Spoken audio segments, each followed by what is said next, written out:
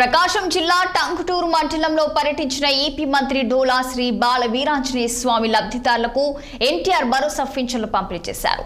వరదలు వచ్చినప్పటికీ 1వ తారీఖునే పింఛన్లు ఇవ్వలేదని సీఎం చంద్రబాబు ఆలోచన అని మంత్రి ఈ సందర్భంగా చెప్పుకొచ్చారు. పేదల కళ్ళల్లో ఆనందం చూసేందుకు రాష్ట్రంలో ఆర్థిక ఇబ్బందులు తీవ్రంగా ఉన్న ఏడాదికి 32,000 కోట్లను పెన్షన్ల రూపంలో పేదలకు ఇస్తున్నట్లు ఆయన తెలిపారు.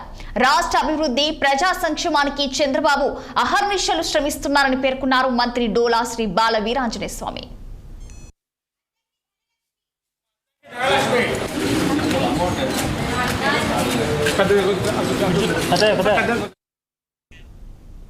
తూర్పుగోదావరి జిల్లాలోని గోపాలపురం గ్రామంలో ఆసక్తికరమైన సంఘటన చోటు చేసుకుంది.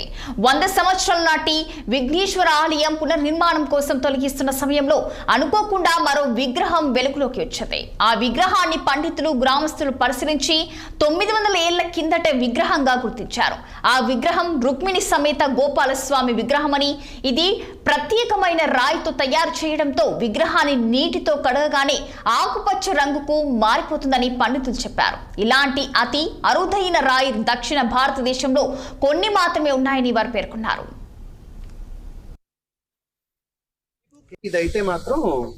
ఇదైతే మాత్రం గోపాలస్వామి వారు రుక్మిణి సమేతంగా ఉన్నటువంటి, నాకు తెలిసి ఖచ్చితంగా మీ ఊరికి పుట్టడానికి ప్రధాన కారణం. ఎందుకంటే మీ ఊరి చరిత్ర కూడా నాకు తెలిసి అంతకు మించి ఉండదు. ఎందుకంటే మన చుట్టుపక్కల ఊళ్ళన్నింటికి కూడా ఒక 500-600 మించి పెద్ద ఊళ్ళుగా ఉన్నటువంటివి ఏమీ లేవు. తర్వాత మళ్ళీ డివేట్ అయిపోయి మీకు దేవరపల్లి ఉంది.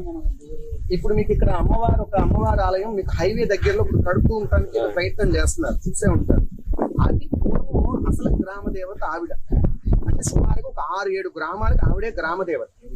తర్వాత కట్టుకున్నారు. ఈ మధ్య మేము అమ్మిగుంటలో పాటమ్మవారి ఆలయం చేస్తున్నాం. ఎవరికైనా తెలుసు అమ్మిగుంటలో ఉండే పాటమ్మవారు 5 ఊళ్ళకి ఆవిడే గ్రామ దేవత. చాగల్లుకి, కలలపల్లి, చిక్కాలపాలెం, ఊనగట్ల, ఈ 5 ఊళ్ళకి ఆవిడే గ్రామ దేవత. ఇందుకే 5 ఊళ్ళకి అమ్మవారి పేరు కూడా పాటమ్మ. పూర్వం అక్కడ ఉండేది. తర్వాత కాలాంతరంలో అంత దూరం లోపలికి వెళ్ళేటువంటి ఆ ఇబ్బంది అయ్యి ఏ ఊళ్ళకి ఆ ఊళ్ళు అందరూ పాటమ్మవారి ఊళ్ళు కట్టేసుకున్నారు. కానీ మూలం మాత్రం అక్కడ. ఇప్పటికి ఏంటంటే ఆ రైతులు వెళుతూ ఉంటే ఖచ్చితంగా ఆవును మొక్కుకుని వెళ్ళేటువంటి సంప్రదాయం ఉంటుంది. అలాగే కాలాంతరంలో ఈ ఊళ్ళన్నీ వేరువేరుగా ఏర్పడటం, తర్వాత పెరగటం, వాటి వల్ల రూపాంతరాలు చెందాయి. కానీ ఏదైనా మహా అయితే ఈ గ్రామాలకి ఒక 700-1000 సంవత్సరాల లోపు చరిత్రలే ఉంటాయి. కానీ అంతకు మించి ఇంతంత గ్రామాలు, ఇంతంత జీవన విధానం ఉన్నటువంటివి కాదు.